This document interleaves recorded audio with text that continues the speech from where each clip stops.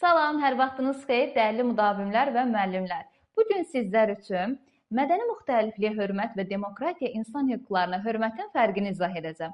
Deməli, müəllimlər, əgər başqa bir millətə hörmət etmək deyirsə, bu mədəni müxtəlifliyə hörmətdir. Məsələn, Çin yeməklərinə hörmət etmək, Hindistan mədəniyyətinə hörmət etmək və s.